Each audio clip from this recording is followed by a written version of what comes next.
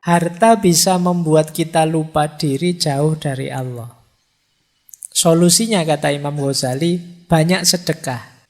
Jangan kemaruk. Sisakan yang kita butuhkan saja. Ini masuk akal, karena kalau kita terlalu cinta harta, biasanya berat untuk zakat, infak, apalagi sedekah.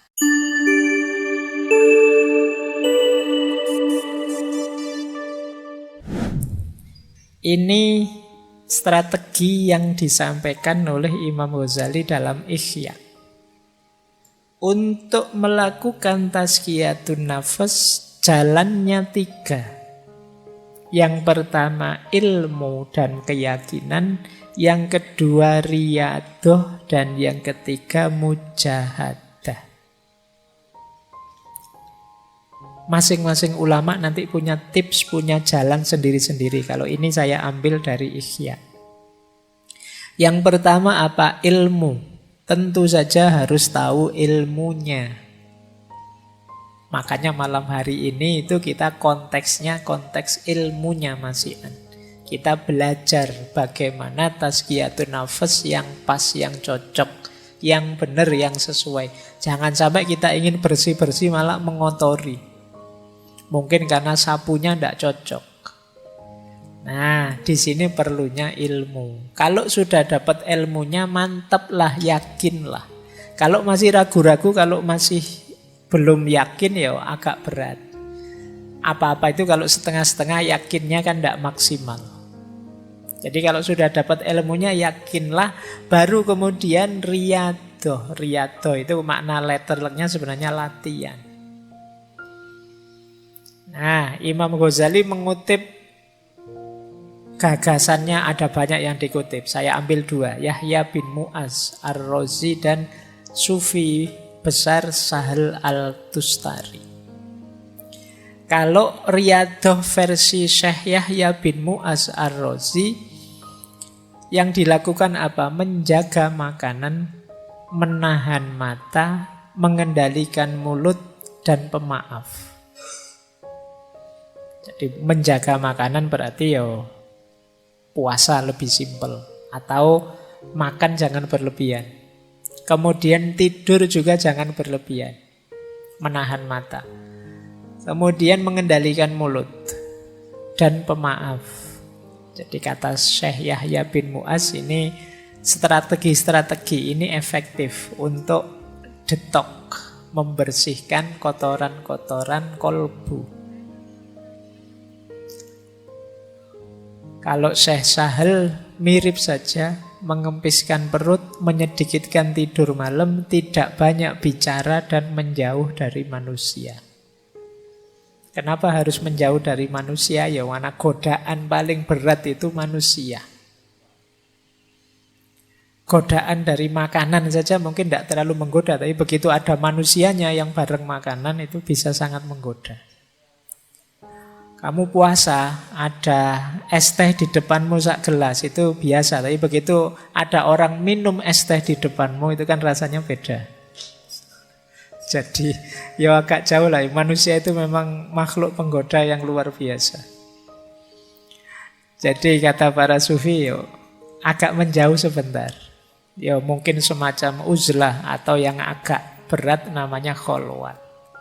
Dalam rangka apa? Bersih-bersih dulu. Nanti kalau sudah bersih, terjun sudah tidak mudah terpengaruh lagi. Ini namanya riyadhah. Riyadhah itu latihan. Ya memang kalau latihan itu berat. Tapi kalau tidak dilatih, kita tidak tangguh. Maka ya memang harus siap ada pengorbanan-pengorbanan. Mengorbankan waktu, tenaga, mengorbankan biaya mungkin, dan lain sebagainya. Tapi harus mau latihan. Tidak senang-senang saja, tidak bisa. Pak, saya ingin tazkiyatun nafas tapi jalur santai gitu loh Pak. Yang senang-senang yang itu ya tidak jadi tazkiyatun nafas nanti. Nah, kalau riyadhah bisa kita jalankan, harus diimbangi juga dengan mujahadah. Kalau mujahadah itu azam yang kuat, amal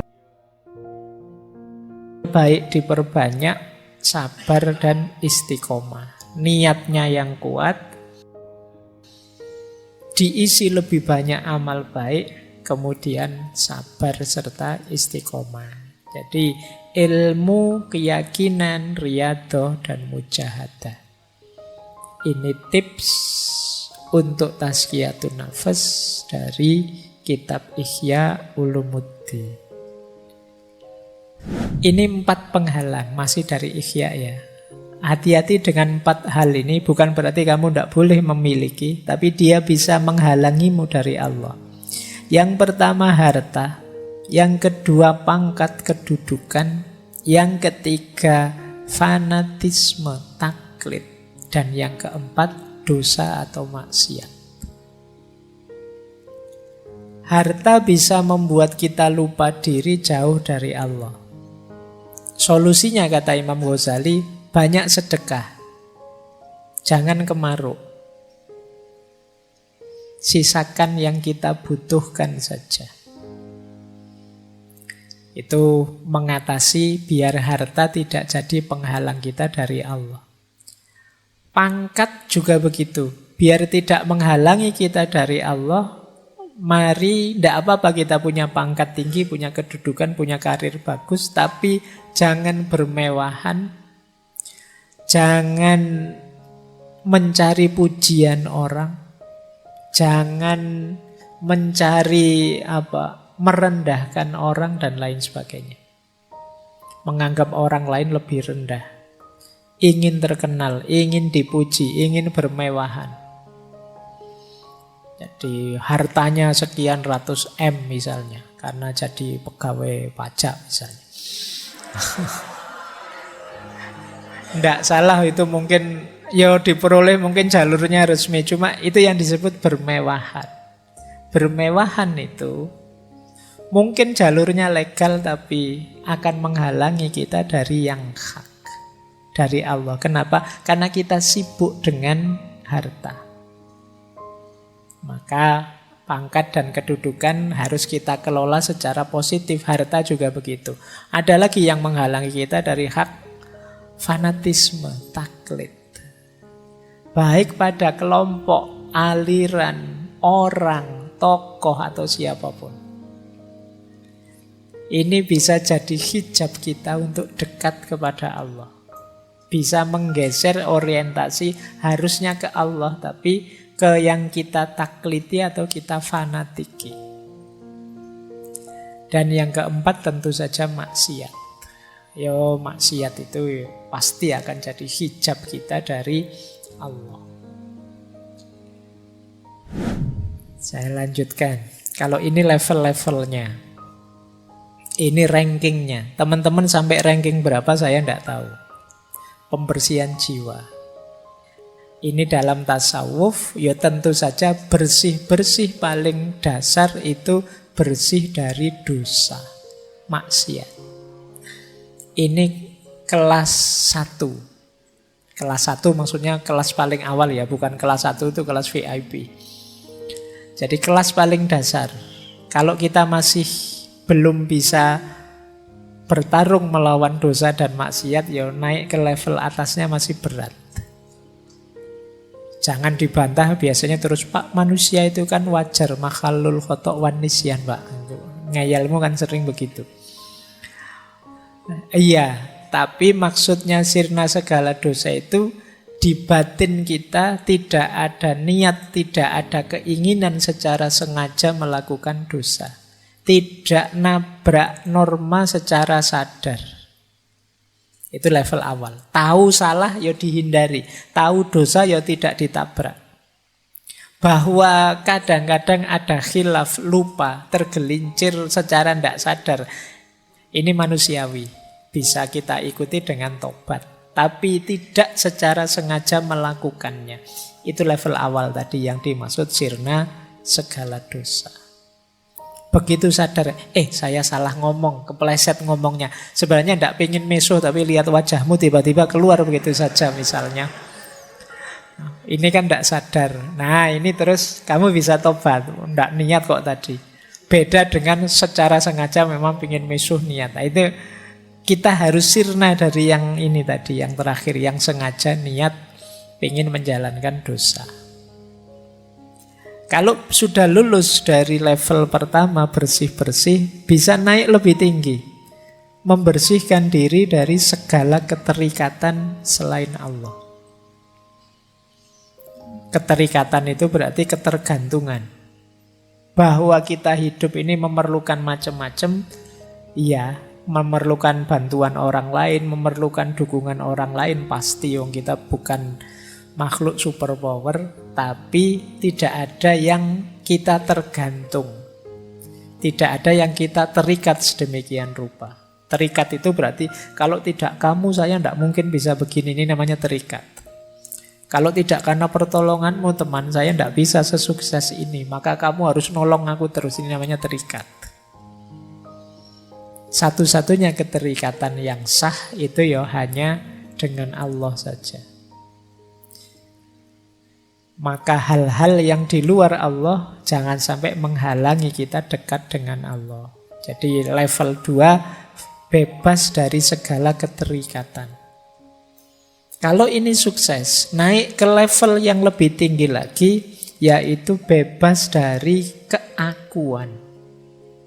Biasanya orang itu yang sudah sukses di level 2, itu terus merasa bangga dengan dirinya bahwa aku loh bisa bersih, aku loh bisa sukses melepaskan segala keterikatan. Ini level keakuan. Kita lupa bahwa keberhasilan kita itu hakikatnya anugerahnya Allah, pertolongannya Allah. Nah, maka level 3 apa? Bersih-bersih aku. Kalau kita sukses di level 3, otomatis kita akan sampai ke level 4. Yang tersisa hanya Allah saja. Di level 2 tadi, yang selain aku bersih. Di level 3, bahkan aku pun bersih sekarang. Maka ketika kita bersih dari level 3, otomatis kita sekarang sampai ke level 4. Yaitu hanya Allah saja. Inilah level-levelnya tazkiyatun nafas. Baik, masih ada. Ini petunjuk praktis. Nanti teman-teman coba direnungi ya.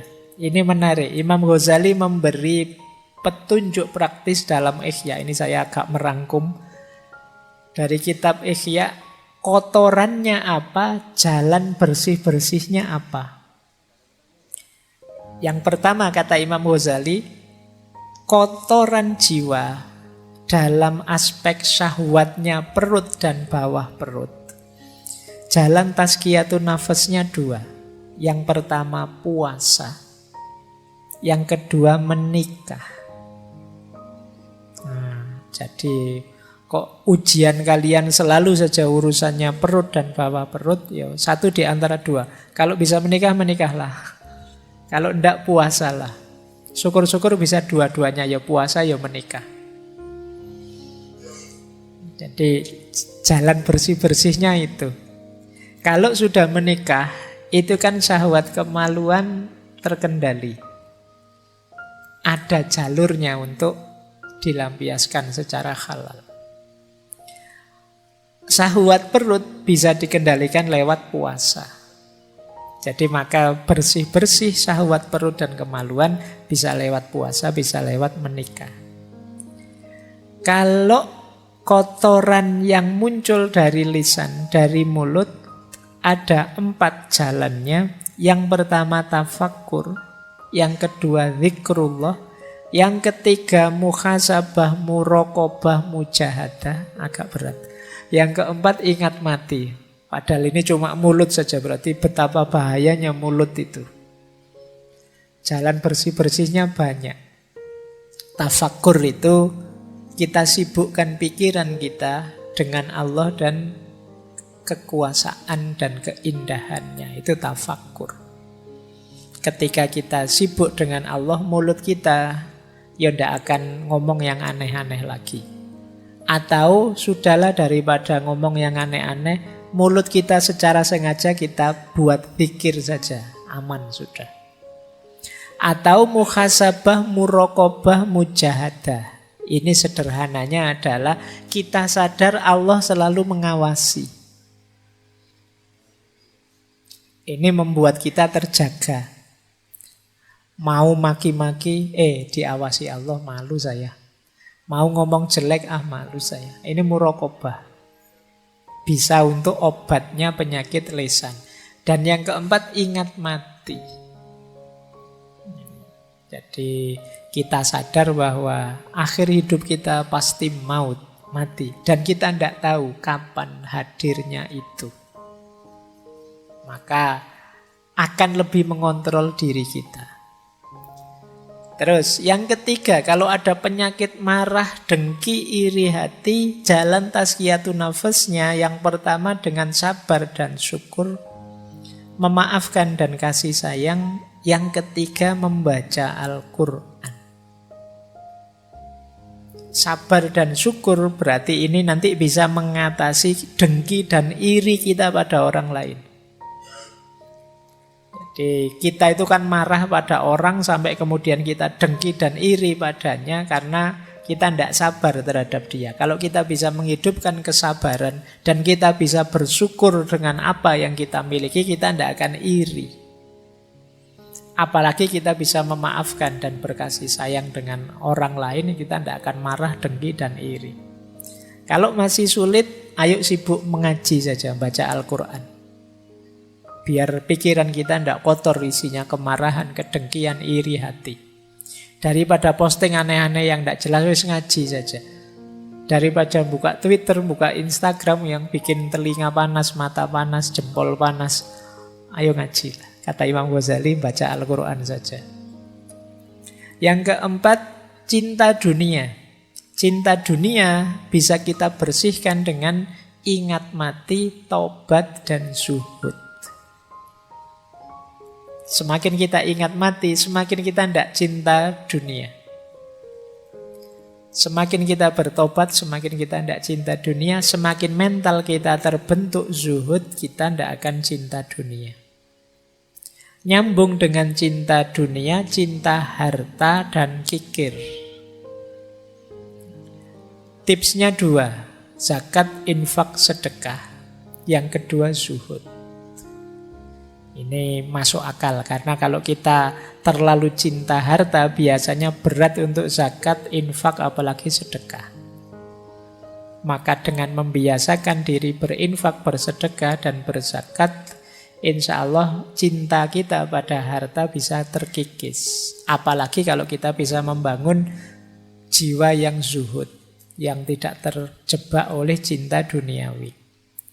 Yang keenam, cinta kedudukan dan riya. Riya itu ingin pamer. Biasanya orang itu kalau sukses, kalau berhasil itu muncul keinginannya riya. Jangankan kesuksesan besar, kadang sukses kecil saja kamu ingin pamer. Kamu misalnya, wah fotoku kok bagus ya, ini angle-nya pas itu. Wah, terus kamu cepet-cepet pengen posting, pengen pamer. Padahal itu kebetulan, itu pun ya filter saja. Pengen pamer. Pokoknya opo-opo kamu pengen tampil, pengen pamer. Kamu eman-eman kalau ada momen hidupmu yang menurutmu bagus dan orang lain tidak tahu. Ini harus tahu semua ini. Nah, kamu dapat nilai A misalnya, kamu foto itu di anumu, terus kamu besarkan, kamu alhamdulillah ternyata usaha tidak mengkhianati hasil misalnya. Nah itu kamu hari ini itu wes kelakuanmu begitu. Kata Imam Ghazali, mental pamer ini bisa dididik dengan uzlah. Uzlah itu menjauh sebentar. Kenapa kamu ingin pamer? Ya karena kamu banyak teman terlibat terus dengan mereka, sehingga ada kecenderungan ingin lebih tinggi, sehingga terus kamu pamer ke mereka. Kalau kamu agak uzlah, menarik diri, kamu tidak ingin pamer. Mau pamer ke siapa wong yo? Kamu sedang menarik diri, tidak bercampur dengan mereka. Jadi melatih jiwa untuk tidak pamer itu antara lain uzlah. Sementara obatnya takabur dan ujub. Takabur itu sombong, ujub itu merasa besar. Takabur itu merasa lebih tinggi dari yang lain, ujub itu merasa diri luar biasa. Lupa bahwa semuanya anugerahnya Allah. Itu obatnya 3, tauhid, tafakkur, dan sholat. Pak, saya sudah rajin sholat loh Pak, tapi rasanya kok masih sombong Pak, sholatmu kurang beres. Karena sholat itu harusnya tanha anil fahsya wal mungkar. Baik, ini nanti coba ya teman-teman praktekkan. Kalau ini lebih praktis dari Imam Ghazali. Coba kita punya penyakit jiwa apa, kotoran jiwa apa, kemudian kita coba membersihkannya dengan tips-tips dari Imam Ghazali tadi.